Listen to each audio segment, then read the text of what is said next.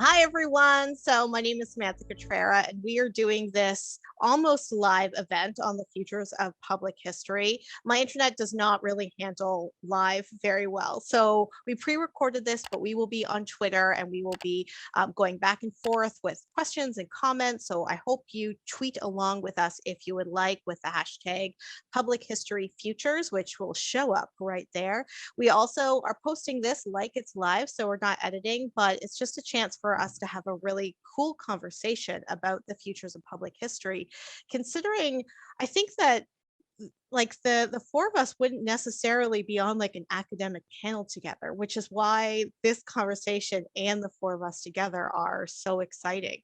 So thank you all for joining. We're posting this on our Histoire source story webpage, so make sure you subscribe and like, etc. But everyone also has various social media, which will also show up on the screen and down below, so make sure you subscribe and like and follow all of everyone as well. So why don't we get started with a round of introductions? John, how about you start? All right. Thank you, Samantha, for putting this all together. My name is John Heckman. I'm known to many people in the online audiences as the Tattooed Historian. I actually started that brand back in 2015 as a way to get people behind the scenes in the archival collection where I was working full time.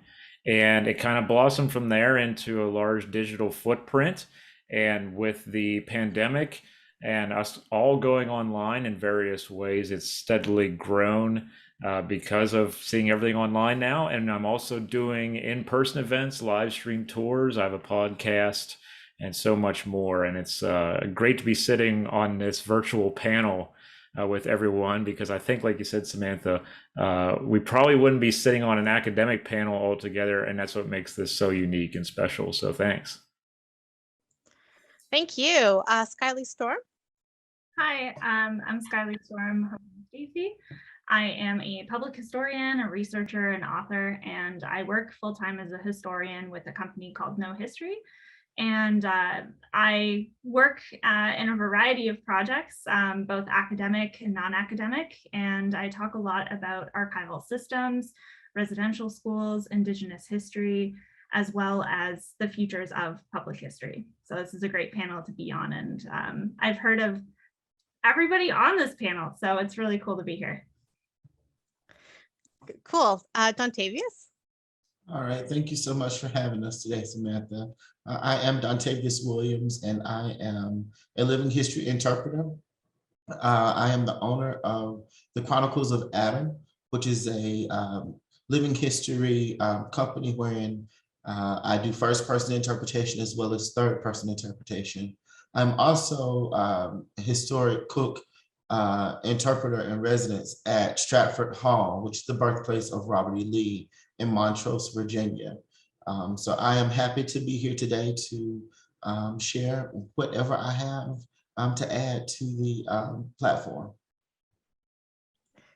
Thank you. And I'm Samantha Cutrara. I call myself a history education strategist, which means that I help organizations and institutions and individuals teach history in ways that I say are more meaningful, inclusive, and transformative. In 2020, I started a video series, which became much bigger with the pandemic. And that's how I got to meet both John and Dontavius. And then Skylee-Storm, I've been a fan of their work for so long. And it's very cool to be able to talk with all three of you because we just met on social media. Like, none of us have met in person. Right now, I'm also the principal storytelling officer of the Histoire Source Story video series, a video series for Canadian history teachers that I think we'll probably wind up talking about a little bit more as the kind of the conversations go. But we're talking about the future of public history today. And before we talk about maybe the future, I wonder, like, what does public history look like for all of you right now? What does that landscape look like? Oh, and before you answer, though, I should mention that both John and Dontavius are American, and Skylee-Storm and I are both in Canada. So it's kind of a cross-border conversation, which I think is pretty cool. So what does public history look like for you right now, John? I believe it's a very great time to be a public historian or historian in general. Not only because of, we seem to be in the news a lot for certain things and reasons, but also because we've never been more connected than we are right now. I mean, we wouldn't have had this panel in, let's say, 2015. So we're more connected on the digital front than ever. And because of that, we have the access we need to promote good history using primary source materials, bringing on people who know more than us about a certain subject and talking with them about something, and learning from each other in new and dynamic ways. So I have seen a huge uptick in the footprint, if you will, of the public history field here online, which then leads into some of the in-person events that we are hosting as well. Obviously, there has been some fallout, if you will, here in the United States from some of this, because some people are learning some history for the first time, or they didn't really perceive it certain ways for in the past. And there is some hot button issues that are going on right now, which are great for us as historians because it's a teachable moment, and we can help in utilizing how important history is. And we can do that on the digital front now more than ever because the technology is here. Most of it is free. And we have had to learn about the technology through the pandemic era, as I call it. So everyone is kind of acquainted with different formats and apps and such. So much so that now I'm even on Twitch doing gaming and talking about history. So I wasn't doing that before the pandemic. So I think there's a lot of opportunity out there for those kind of conversations in new platforms and applications, more so than ever before. Yeah, it's interesting because it also feels both like very contentious, but like that there's so much opportunity that's like ripe for like new creativity. Do Dontavius, Skylee-Storm, do either of you have any kind of thoughts about what public history looks like right now? I was just going to say that, I somewhat agree that we are in a very good place for those of us who know how to rightly divide like the truth between the line, as James Baldwin called it, the lie. I would say that we are at a crossroads where here in America, as historians and just as as we look into our education system, which way we're going to go. Are we going to go with truth and using primary sources to guide us and lead us in that way? Or do we continue with the 1976 model of history, that bicentennial mindset, wherein our founding fathers were the greatest heroes of all time, but we failed to mention that quite a few of them were slave owning heroes. No shade, no nothing, no dig at them, but the reality of it is we tell Black and white history, but we live in the gray area. So I believe we are at a crossroads. I would agree with that sentiment, even from a Canadian perspective. I think that in Canada, we have this reputation where internationally we are the nice people, or we are the good guys, or we're not as bad as the United States, even though, we had Black slavery for over 200 years in this country. We also, ignore the fact that people like myself still live under the Indian Act, and we carry a card and we have a registration number. And, the fact of the matter is that isn't exactly nice. And when I'm thinking about, history and education and public history and the ways that we're starting to unpack and maybe decide how we want to move on in the future, we are at a crossroads because there is a generation of people who got their PhDs and kind of came up in the 1960s, 1970s with that old school vision of history and a very set, narrow focus on what historical analysis looks like and how we should be practicing history, and the fact that they believe it's somehow apolitical, or that they believe that you should operate in a completely neutral stance, with failure to recognize that, you know, practicing history, or even just living as an Indigenous person or a Black person or a person of color in either Canada, United States, or really anywhere in the world, is not apolitical. It's not neutral. And the fact is that archives and museums and public history as a practice is not neutral, nor should it be. And I think that in Canada, a lot of people feel attacked, or a lot of people feel threatened about what they believe that their past is, or how their ancestors or how their country is being represented, but they don't even really know the truth about their country. So I think we're very much in the same boat. I like you already. I can. This is gonna be great. Well, what I think is interesting is that because we do have more access to media to be able to do this work, there are more opportunities for historians or people that are connected to history that who may not understand themselves to be historians, capital H or lowercase h, to be able to do the work of telling those stories. Because, and I think we'll talk about this a little bit later, like I have found it really freeing to be able to have conversations with people who are not capital H historians, because we've been able to talk about those different kind of like methods and ideas that don't have a place in the CHA, like the Canadian Historical Association, or the AHA, the American Historical Association. Because I think there is more space for entrepreneurism to be able to kind of say, like, here we can do this work too.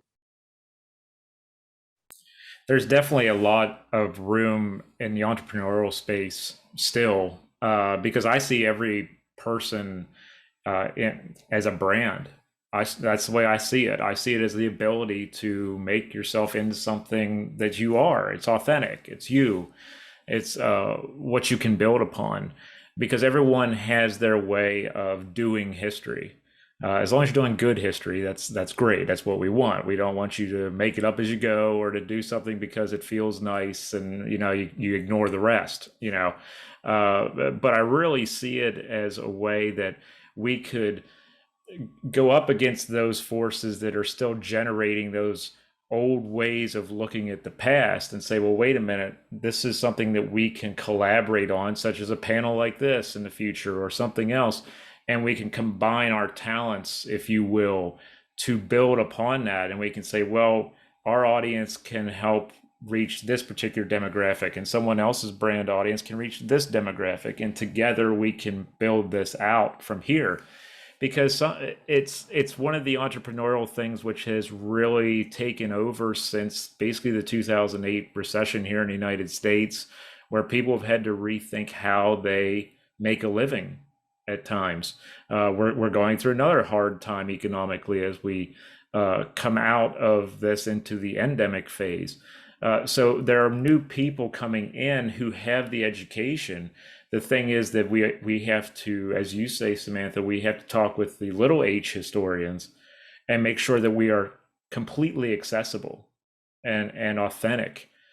Because everyone can know when you're being fake. Everyone can figure that out. When you are just basically, winging it until you make it. Faking it until you make it. I can smell that a mile away. Okay, and many other people can too. That's the beauty of trying to do it sometimes from an entrepreneurial sense, is that your true colors really have to show, and you have to back up how you feel, and you have to stand up for a cause. You have to stand up for what you believe in is right. And we're seeing many historians and humanities and artists doing this kind of thing now, where they are standing up and they're saying, this is what we need to learn from this primary source. I'm sorry if this goes against everything you've heard before. And I've been a victim of that myself, where I was lied to for years because I was around the wrong set of people. And let me tell you, some of the bad feelings I felt was the fact that someone lied to me, so we have to think about that too. Some of the blowback is because people are upset that someone lied to them, but a lot of it is because of just they feel like that everything they have perceived as right is now wrong, and they don't like that, so there are different ways to look at it, but as capital H historians, it's our job to keep that conversation going and be that voice in the room who is saying, well, here's the sources, and here's what it was, and we have to accept that because the sources say so. I think that's a very important thing to underscore for the public history field and academia into the future. If I may jump in, there was a word that was rattling around in my head as I was absorbing what you were saying, John, and that one word is relationship. As we think about academia and even the public history field, one thing about me, when I was in college, I hated talking heads. I did not do well in classroom settings wherein the teacher just rattled off information to me and said, I am the king of all, and I'm going to tell you this, and you regurgitate what I have told you.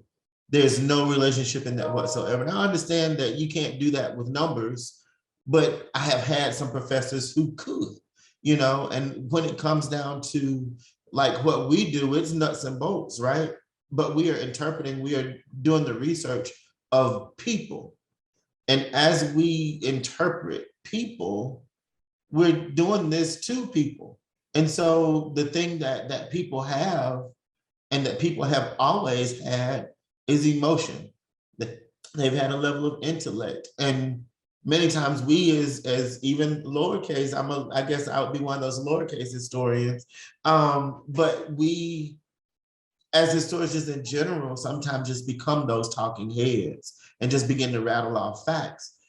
I'm one of the worst tourists ever whenever I take a tour at a historic museum or site, because if I find that you're a talking head, I'm just going to walk off your tour. I'm going to leave your discussion, because I can read a book.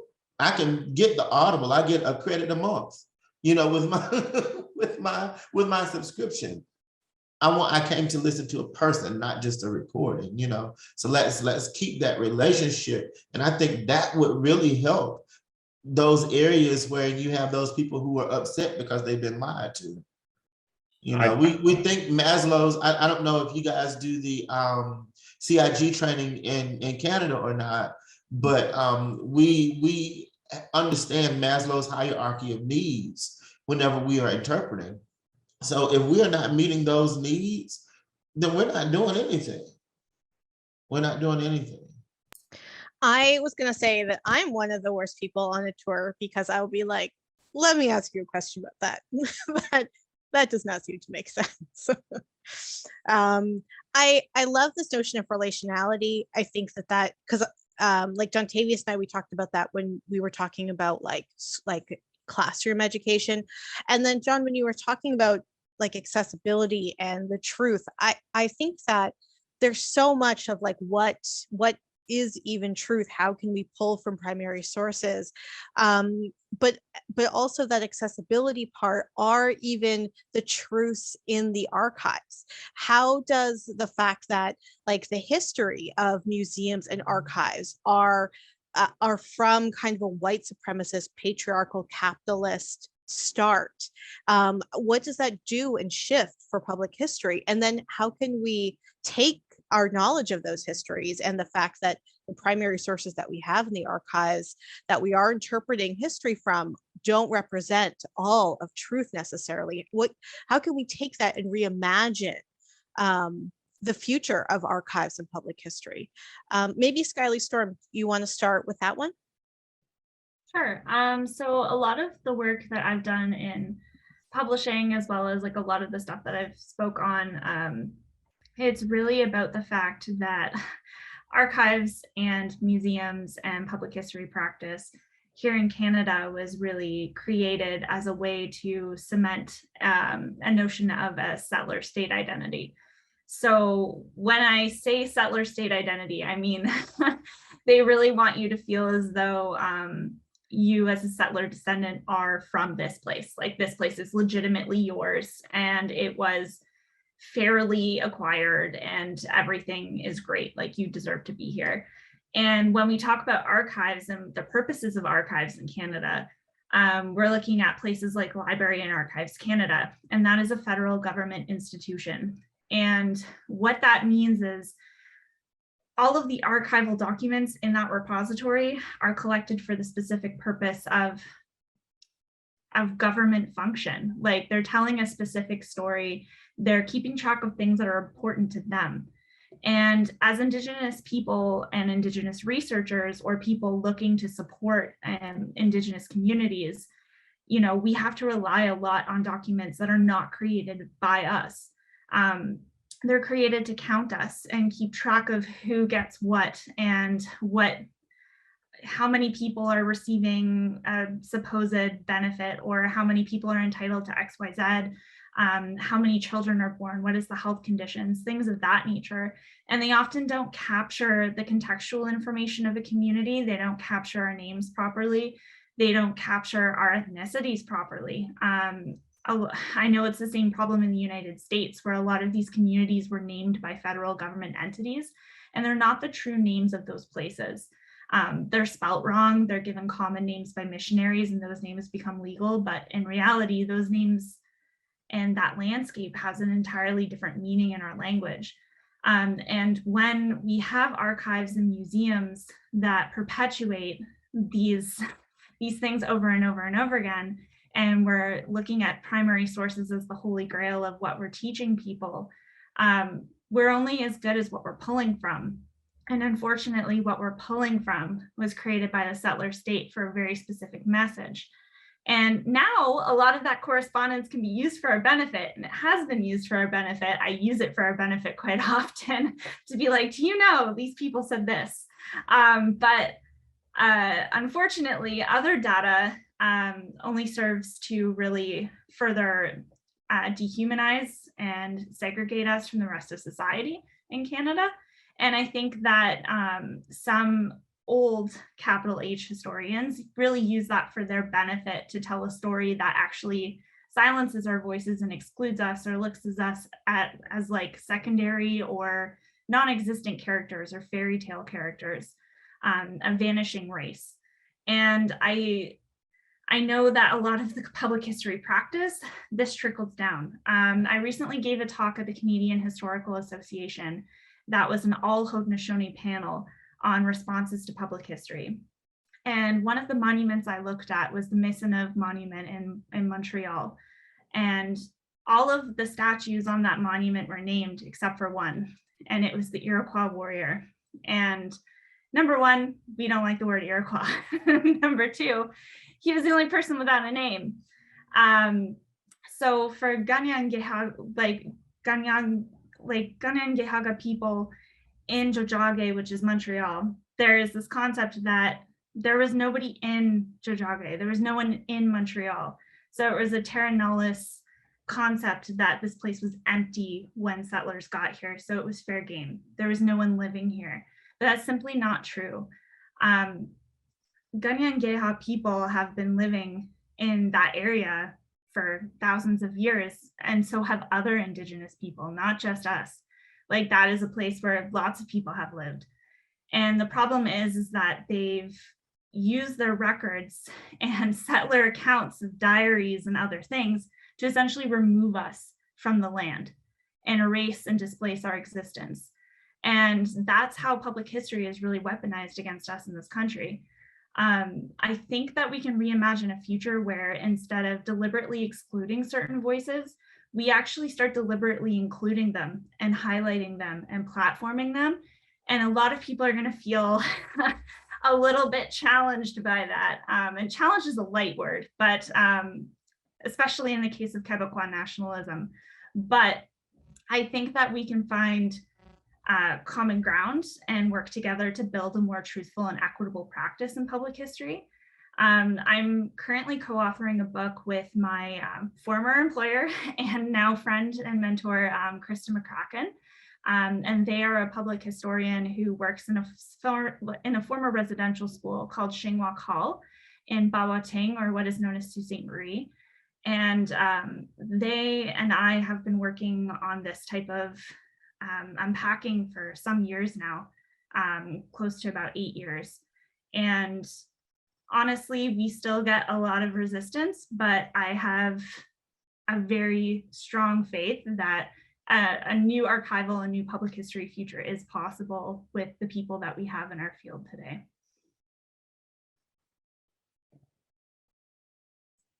I like what you said about amplifying those voices. I've been, anybody who follows my social media, especially these days of Juneteenth, and everybody's mad dash to show how supportive they are of this. Now that it is a national holiday, capitalistic, excuse me. Not, yeah, but now that it is a national holiday, I sat through about 3/4 of a Zoom talk last week from a group in Virginia, and they had melanated voices. They had African Americans on this panel, but they didn't give them the opportunity to speak.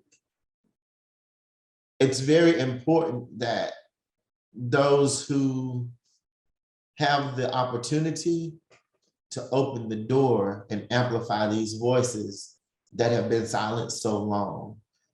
We don't ask that you speak for us, because we can very well speak for ourselves. What we ask is that if you have the key to that door, unlock that door, let me walk in, and you stand guard on the outside. Let me tell my story, because you didn't live it. You may have the knowledge of it, but you really don't have the true details of it, to be able to really rightly divide that truth. So I really like how you said that, and sometimes that those primary sources could be weaponized. I never thought of it in that manner. Yeah, we do that a lot in media now. There was a recent movie called Beans, which is a fictional movie. It's a dramatization, but it's based on true events that happened in the summer of 1990 in the communities of Ganasatage and Ganawage. Ganawage is where my father and his family are from. And it basically follows the summer of the Oka crisis. And Tracy Deer, who's the filmmaker, she's from Ganawage, she uses archival footage cut into the dramatization to essentially show people throwing rocks at women and children, people screaming, "I don't care if they die," and starve them, and like just things like that a lot of people say didn't happen, or people say that you're over exaggerating about. And you'll see a dramatized scene and you'll say, "Oh wow, that's like really dramatic, that's really bad," but it probably wasn't that bad. And then she cuts the real footage and it's like, oh, it was that bad. And just using that, there's a project as well at York University that you may be aware of called Archive Counter Archive. And it's a group that looks at creating counter archives and using archives as activism and as arts activism. And that's something that I'm very passionate about, because I think that while these documents were created for a settler purpose, or even for a white supremacist purpose, we can really show how that was so. And really just like, they're the receipts, right? Like, we're like, this is what you've done.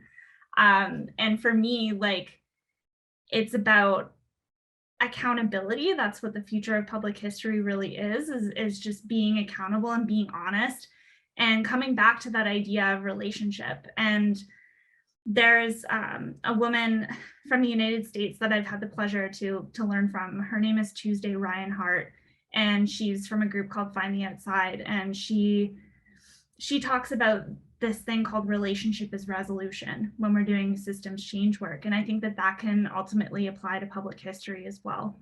And the thing is we have to keep track of how often we talk, who we're on the panels with. And just like what was said, Dontavius, it's, yeah, you got to open the door and keep guard and make it less about your own ego, I guess. Because I find that that's even a problem in Canada. There's a lot of historians who have this like hubris or like this idea that they're the ultimate expert on Indigenous history. And I've got 30 years of knowledge working with Indigenous communities, and it's like they silence their younger colleagues or other people because they don't know as much as you, or they haven't done as much publishing as you, but yet they're from those actual communities. So like maybe they got like something to add to the conversation. That drives me absolutely bonkers.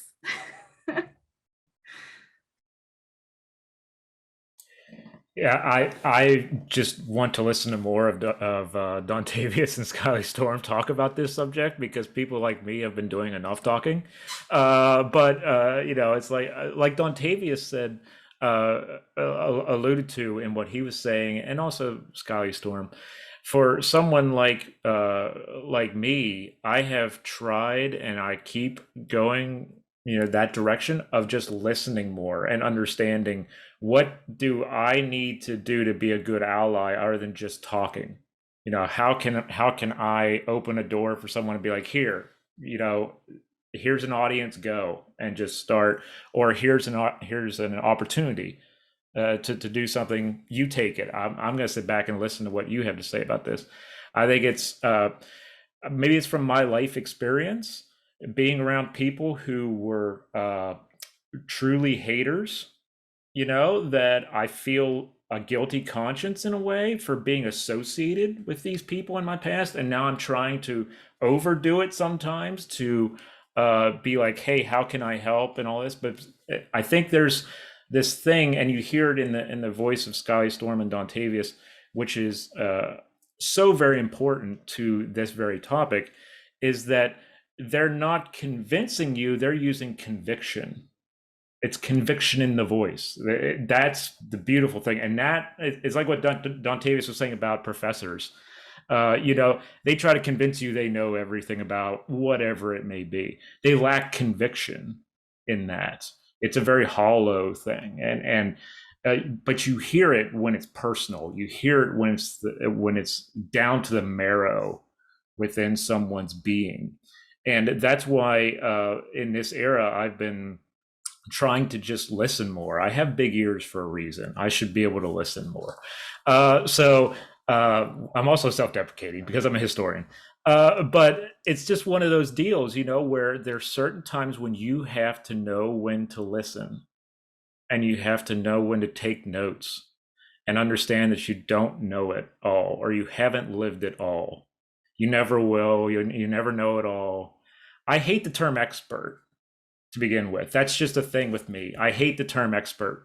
I like lifelong student. You know, I like that, because sometimes I think I'm a historian, but really deep down, I'm just a student. So I'm going to learn from people who have different experiences than I have had, or who interpret those primary sources differently than I do, as far as like they read it a different way because of the environment they've grown up in. So so that's our beautiful way of interpreting documents, and how do we get to the audience of the document, and so on and so forth. So like Skylee-Storm was saying about governmental entities and their way of presenting things. I did work with the US Army. They're going to see certain things differently than a civilian population is going to see it. I saw it in the archives. So it's a really interesting thing for many of us to step back and say, here's something that I would love to help out with, but you know, I want to hear more about that. And I think you know, personally, with what I've been trying to do for a few years, it hasn't been just me bloviating and pontificating about something. I've always had someone else on with me. And I think now more than ever, I have to keep doing that. And that's just my personal belief, that I never wanted it to be about me. I wanted it to be about the story. And having people like Dontavius on, or Skylee-Storm or Samantha, that helps to open those doors to new people who may look like me and have never heard it before, or they don't look like me and they need that reinforcement of that narrative. So I think it's a great thing to hear this. And I'm also happy to be on a panel where I'm the only white male on the panel. Finally, my dream has come true. I've always wanted to be on that, where it's like I'm the only white guy on a panel. This is great. And we can have these conversations.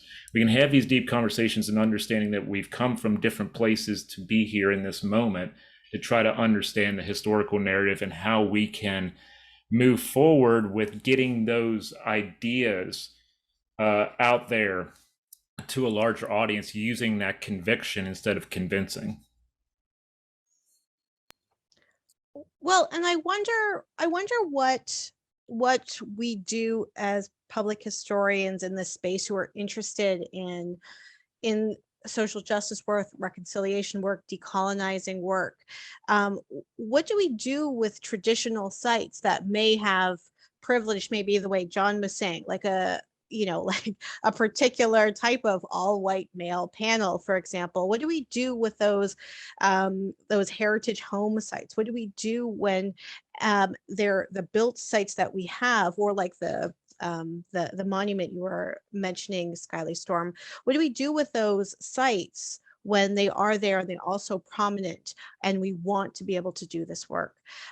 Maybe Dontavius, you want to kick us off, because I know that you work in heritage sites, but in a much different way than a lot of those sites were intended to be curated. Mm-hmm. So the quick and nasty answer to it is we just saw it played out in America. With Montpelier. For lack of better terms, if it's not done and done correctly, you stick it to the man and you pull together the community and speak up and speak out to create change and lasting change. And what we saw with Montpelier was poetic justice. To have Elizabeth Chu in the seat that she's in now, and to now have all of those people who were formerly terminated back in their positions, and this board, as diverse as it is music to my ears. But it takes collaboration, it takes teamwork, and it takes people putting their egos to the side for the sake of a cause, right? On my end of things, yes, it's different. It's different to come into these situations, especially early on for me, because nobody was doing what I was doing like I was doing it. And there are still very few people who do what I do like I do what I do. You have storytellers, but you can kind of see through their stories, right? With what I do with the Chronicles of Adam, you never see Dontavius one bit. You only see Adam, you only hear Adam, and Adam speaks directly to you, not just speaking and telling this rote story, but it is a very researched story, and it's one that transcends time and location, so it will fit the needs, of wherever, throughout this country or abroad. But in order to kind of work with that system, sometimes you come in, as they would say, as meek as a lamb. But when you have the opportunity to showcase what it is that you have to do, you have to give it your all. Because if you don't, you may never get the chance again. So and again, stick it to them. And it's that sticking it to them that really makes the deepest impact. You can't be afraid of it. You have to, as John said, have a conviction as to what you do. That's in storytelling or in the third person interpretation. I was challenged and have been challenged many times. But the most recent time that I was challenged at a historic site, a gentleman sat through my entire talk. I was doing some, I've talked about this nationally, so I can talk about it here. I was doing some interpretation at Stratford Hall at Christmas time. And we were talking about some of those historic cooks. Caesar was the enslaved chef there at Stratford Hall around the same times in which, you would have, Washington's chef or or Jefferson chef, around these times, Caesar was included in that group of famous chefs, but we don't learn his name. We know the name of Hercules Posey. We know the name of James Hemings because, Jefferson and Washington were those big names. But we ended up talking about Washington and how he was as a slave owner, but just as a businessman in general, and how shrewd, some of his acts were, even with his as a general. There were not a lot of good things that were said about him as we dig into some of these archives. And this rang this gentleman's bell. And he waited until the kitchen cleared, and he tried to mansplain me up one side and downside the other about how, the Constitutional Congress or whatever he was saying, said that slavery wasn't going to work and blah, blah, blah. And he said that it was disgusting how I spoke of our founding father. And I only said the truth, but he continued to be very, very dogmatic in his approach and disrespectful.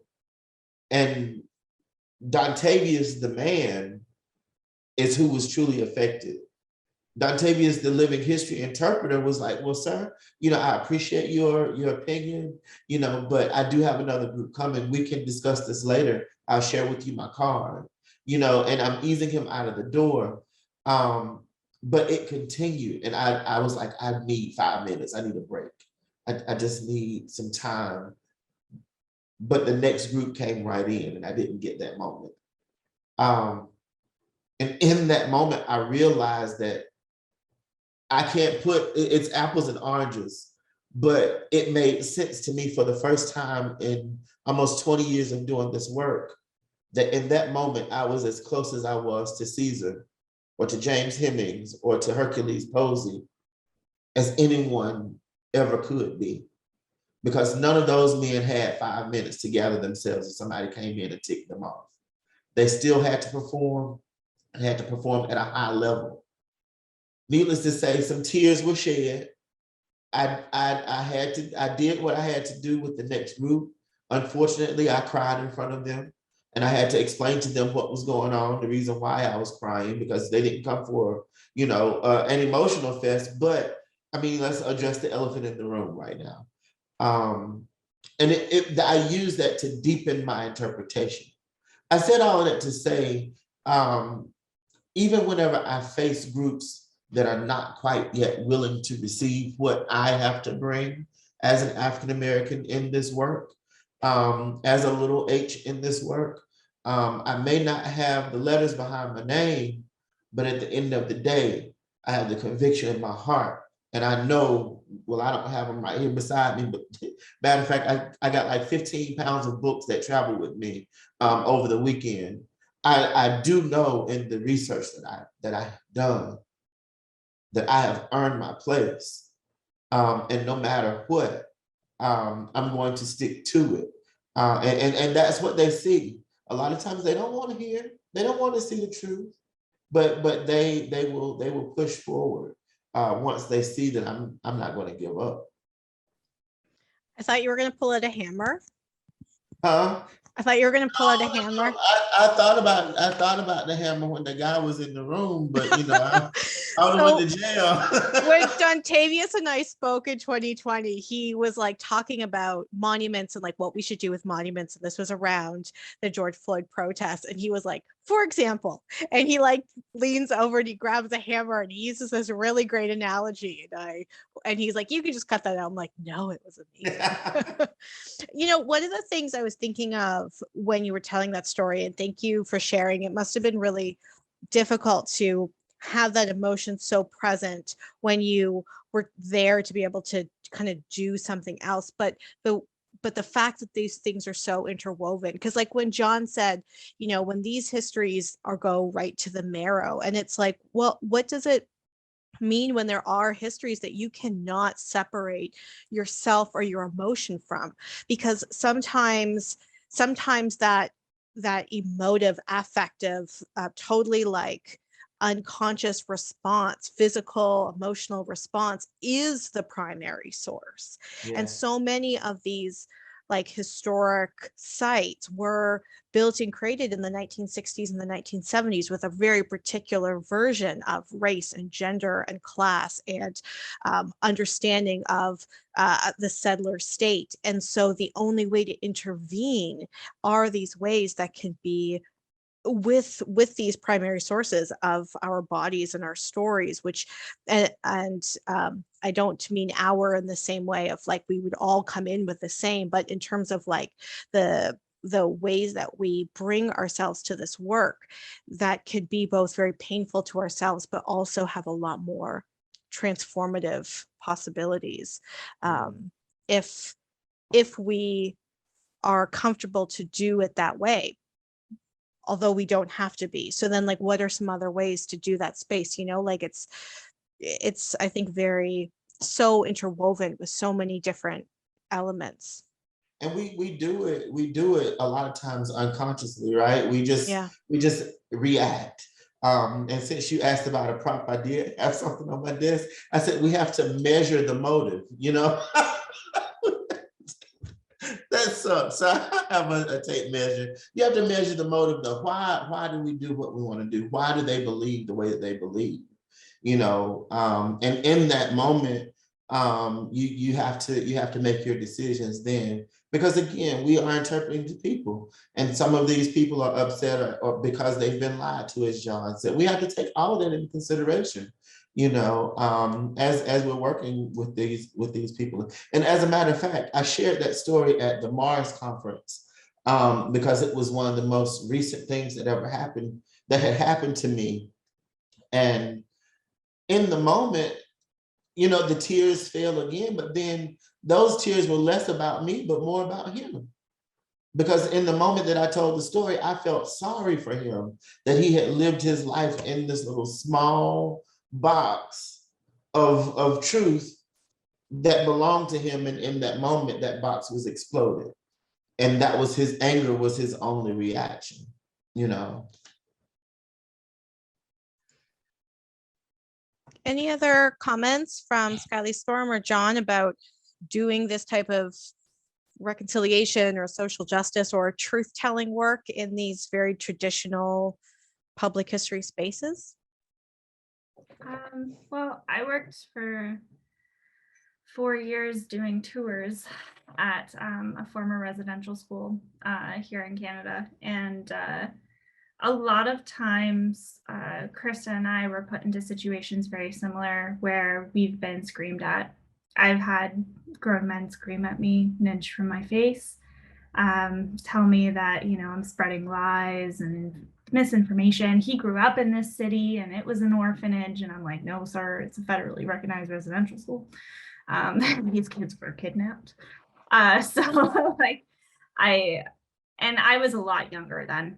And, you know, you kind of have to be like, you know, like concerned about your safety, number one, because like you're alone and no one in the tour group is helping you and they're all so scared. But the thing in traditional spaces is I've been in museums, I've been in universities, now I'm in the private sector historical research work. And, you know, there's a traditional way to phrase things, and there's a way that a lot of people want you to talk or want you to present these difficult histories in a way that is palatable.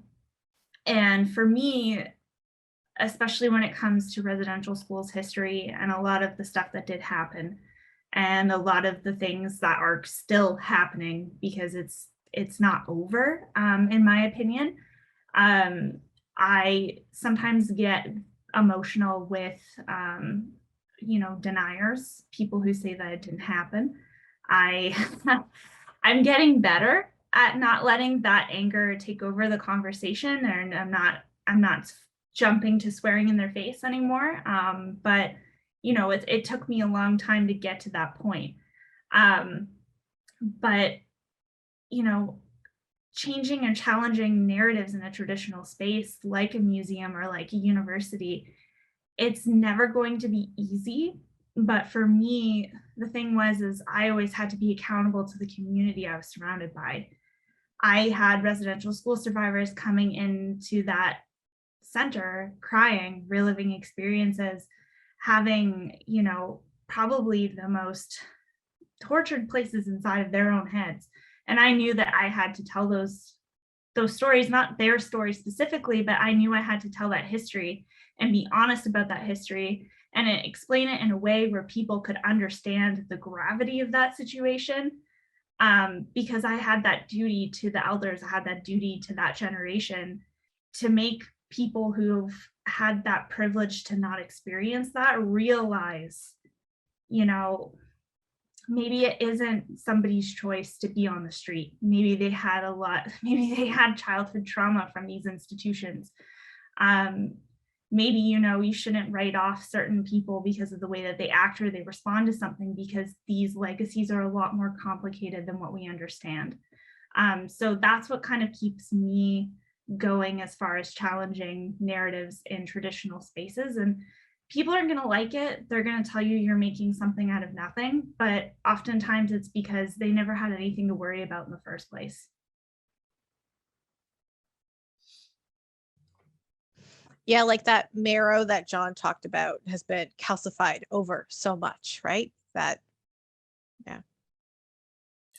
Yeah, I from personal, standpoints here, I grew up around people who probably thought Gone with the Wind was a documentary.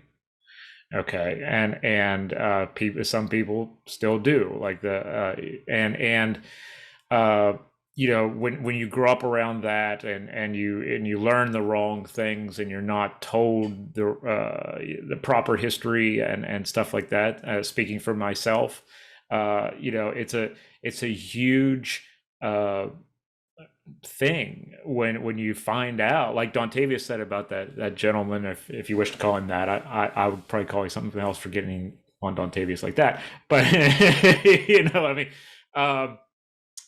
when your kind of bubble bursts, sometimes it's a big thing, it's a big hit emotionally, and that's not just a reason to go out and start yelling at people.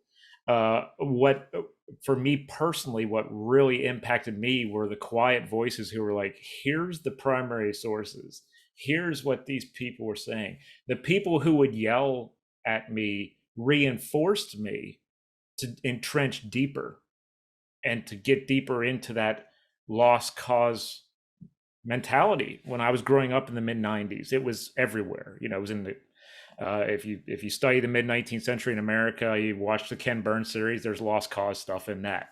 It was part of our lexicon at the time. And when you grow older and the primary sources start to come out, I was always butting heads with people who would yell at me about it. But the calm voices who would come out, and I know it's tough to be calm. I totally understand that, because believe me, when I started throwing people a curveball and saying, well, wait a minute, that's not how it was, and I looked like them, that really threw them off, because they're like, well, you should believe like I believe. So that's what I think it's like building a muscle. It takes work. It takes work to build a muscle the way it is. It takes work to try to stay calm and be like, well, here's the primary sources, and here's the conviction of my knowledge of this or my family's knowledge of that, and moving that forward. That it takes a lot of work. And I don't have that shared experience. I have the life experience from the other side of that, like growing up around people who confronted Dontavius. That's what I grew up around. And separating from that can be a very tough thing, especially when you have to tell somebody in your family that this is wrong and you're saying something you shouldn't be saying, etc. But that's the job of good interpretation, good historians, people out there doing the hard work and such. And I think that's the beauty of when Dontavius said that when he cried the second time, it was for that guy, because his world had imploded in that moment and he didn't realize it yet. Maybe he still doesn't realize it. But that is that's like gold medal interpretation right there. And I have to give it to Dontavius, and obviously I have to give it up for Skylee-Storm for doing what she does, because I grew up around those people who didn't believe the stuff.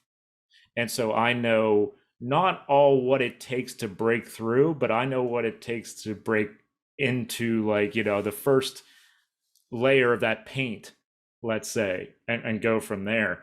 And that's helped me as a historian to sit down with people and say, well, wait a minute, I was told the same thing. And I learned because I listened or because I saw the primary source documents. So that's the one strength I do have when it comes to something like the subject we're talking about with dissenting voices and people who have the primary source documents that back up their claims and such. That's, instead of that word of mouth thing like we hear about from the Gone with the Wind crowd or whoever it may be, you know, it's one of those deals where that is where the strength lies. And it goes back to the point of people who look like me need to give those moments to those who need to be heard by our audiences, maybe for the first time, and to be a good ally in that point. And I really think that's the key to diversifying not only panels, diversifying the overall conversation and showcasing all this stuff in a new and different way, so that people who were where I was can now, you know, hopefully get to a state where I'm at now, where I feel like I'm overcoming a wrong, you know, but honestly, I am a historian who lives on guilt and gratitude. You know, I'm you know, I have some guilt from where I've been and the time I've wasted, but I have gratitude for the time I have left. So that's where I'm heading right now personally. And I hope that I can help out in any way, getting those diverse stories out there and showcasing all that as best as I can. If I can jump in real quick, Samantha, I'm sorry. Yeah, sure. Because that last statement was so profound. You said guilt and gratitude. If I can challenge your mind and your heart, most of all your heart, guilt says I did something wrong. Mm-hmm. It's up to you to believe what you believe, right? As you have learned. Right. But what has been put into you, you're not responsible for. If that was your rearing, you're not responsible for that. You're responsible for the day that you make up your mind, I'm going to change this, right? Mm-hmm. If you've never done anything wrong towards these groups of people, there's nothing to be guilty for. You can't be guilty for a generation. You can't be guilty for, you know, there was only one dude that sacrificed everything for an entire civilization. You know, there's only one person that I know did that. And none of us can even tie his shoes, right?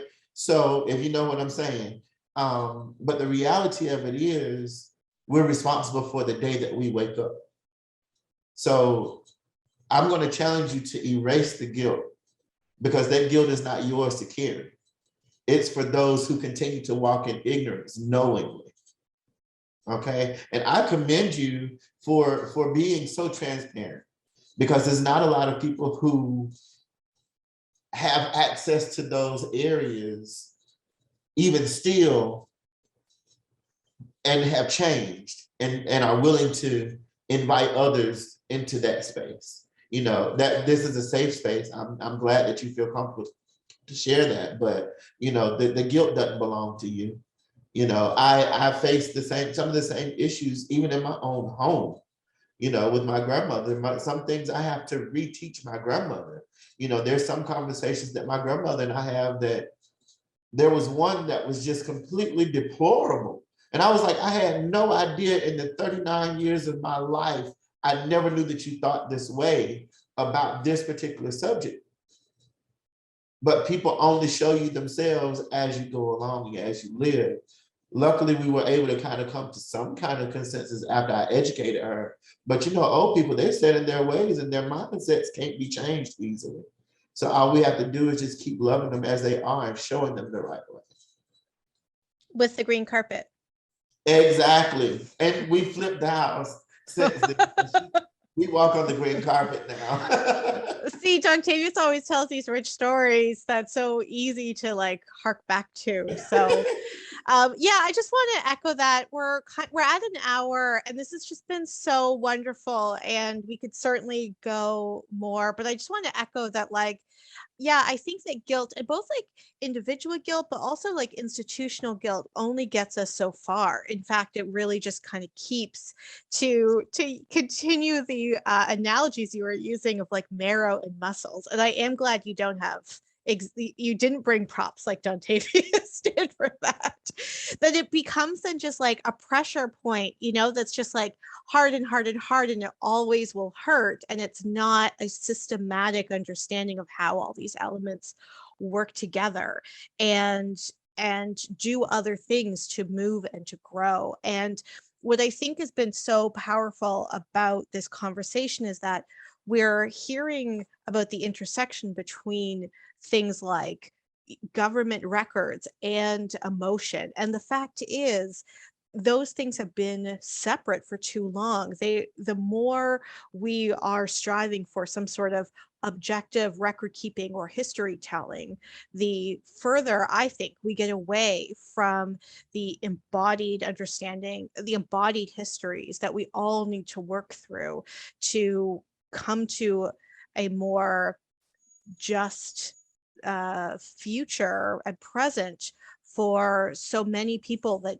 don't have that same thing. Because what we haven't said, I think, in this whole discussion is about power. Like, it's about truth telling, but it's also about who holds the power. And I think that the future of public history is really about challenging who has had the power to both say what needs to be commemorated, identified what that looks like, identified which records are made and kept and used, and the ways that we then come together to be able to celebrate those things. The power of it, I think, has to be really deconstructed. And I feel like this conversation really identified all the different ways to do that. I know we're at an hour and we were going to do an hour, but it is going to be the long weekend for both of the countries, both Canada Day and Independence Day. Maybe just as a quick rapid fire round as a way to say goodbye, if you have any thoughts on like things that people should keep in mind this long weekend when it's so nationalistic and there's so much public history, even through just barbecuing and fireworks, the ways that people might be able to think about these lessons of power and new stories and emotion in these kind of like commemorative days, or celebratory days that we all kind of recognize public history. I don't know if that's too big of a thing to do a rapid round about, but shall we try? Shall we try? Does anyone want to start? Skylee, do you want to start? Sure. Skylee-Storm, do you want to start? I would say we can feel the dissonance, and we know when people would rather celebrate than stand in solidarity, and when things are convenient and where things are fun. So when people are standing on Parliament Hill this Canada Day for their anti-vax agenda or whatever the heck they're going on about, remember the Indigenous people who are there with an honest message about the kids that didn't come home and the ones that are still being found. Thank you. Dontavius, do you want to go next, or John? Yeah, sure. Who can follow that, Oh man, the kids who are still being found, gee whiz. Freedom, what is freedom? As we celebrate freedom, what is freedom? You mentioned power. What is power? Who is the powerful and who is the free? I can answer that question in one word, and that's knowledge. We are free when we have the knowledge of who we are. And the only way to know who you are is to do the digging. You become more powerful when you have the knowledge. In America, we used to have this saying when I was in school in the early 90s, knowledge is power. The moment, that's the only thing that they cannot take from you is your knowledge. Learn, learn, learn. But when you learn it, when you get it, don't keep it, share it. Applied knowledge is the key to success and the key to change for the better. That sounded like a mic drop. I know you Go. expect me to follow that. Yeah. I feel like every time Dontavius talks, I feel like I'm in church. I can't follow the preacher like this. I actually am an ordained minister. That is hilarious. See, I can't win with this. And actually, I should say that, you know, Dontavius and I are Facebook friends, and so I see a lot of his posts, and I think a lot about the ministry of this work too. I myself are not religious, so that's not a tradition I come from, but there is an intersection, I think, that's really interesting and powerful. And anyway, that's a different thought. So John, try to be as like inspirational. Go. Wow. Inspirational in the rapid fire 1 2 seconds. Okay. I'm going to, instead of being like really, really inspirational, I'm going to get really deep here for a second, because this goes from the personal to the macro. My followers know, so some people watching this already know about this about me. 9 years ago, July 4th, I quit drinking alcohol. I was 4th generation alcoholic, and I quit. Third time was a charm. I stayed on the wagon. I quit cold turkey.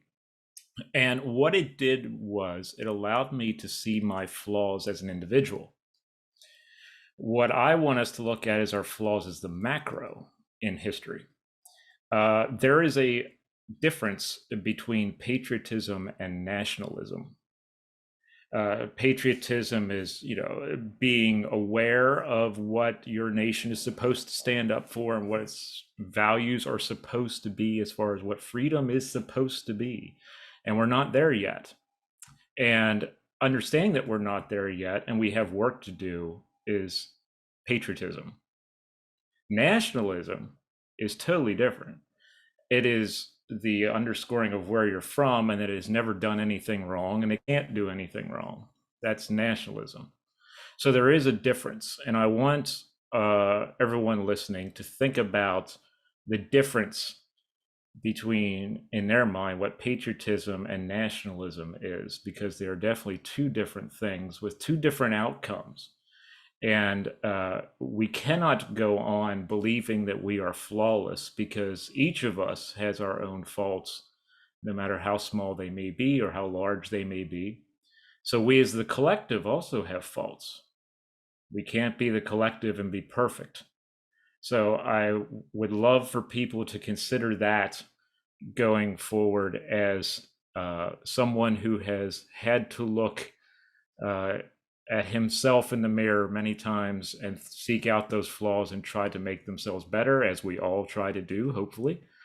Let's think about that as the collective in whatever place we live, whether we're celebrating Canada Day in our own way, or July 4th, Independence Day, in our own way as well, and an understanding that we have work to do.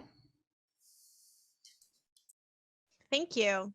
And I'll just add my 2 cents at the end. I think that these like big celebratory weekends are for a lot of people an opportunity to like have that extra day on the weekend and to be able to relax and spend time with family and celebrate. And I think that the elements of like relaxing and celebrating time with family are the things that we really should be thinking about. What does it mean to live in a capitalist economy where we need an extra day to be able to hold on to it? Does our countries provide that?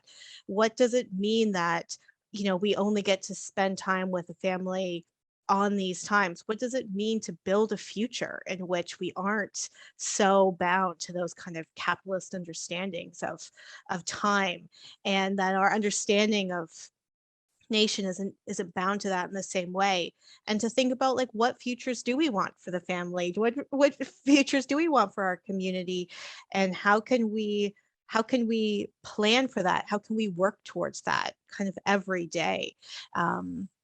That would be my little quick and dirty takeaway. This has been so wonderful. I hope that everyone has been tweeting along with our hashtag Public History Futures. I'm really excited to be able to have that conversation kind of again when we're doing this live with everyone. Let's just do a quick go around. Where can everybody find you? Dontavius, why don't you start? I am on Facebook, Dontavius Williams, the Chronicles of Adam, and then the Chronicles of Adam everywhere. So Instagram is the Chronicles of Adam _. And Twitter, I have to kind of get with, it's Chronicle of Adam. So at Chronicle of Adam. I don't use it much. I just keep up with the news there. That's not a great place to get the news. Skylee-Storm. Entertainment. I am on Twitter at Storm9115, and I am on Instagram at Skylee-Storm, all one word, _. Those are the best places to find me, and send me a DM and you can get my email. Oh, look at that invitation. And John. Sure. On Twitter, you can find me at Inked Historian. And then on Facebook and YouTube, you can just find me at The Tattooed Historian. Instagram, _tattooed_historian. And then you can find me on Twitch as well, twitch.tv/The Tattooed Historian, or just look up The Tattooed Historian. And I'm on all those platforms. Great. And you can get me on Twitter at Dr. S. Cutrara and Histoire Source Story. On Instagram, you can find us at Histoire Source Story, as well as Facebook. Thank you, the three of you, for this wonderful impromptu conversation about the futures of public history. This was so fantastic. Let's all stay in touch and ensure that we are sharing and collaborating as much as we can. Thank you so much. And enjoy your long weekend if you're going to be doing a long weekend. Thank you. Thank you.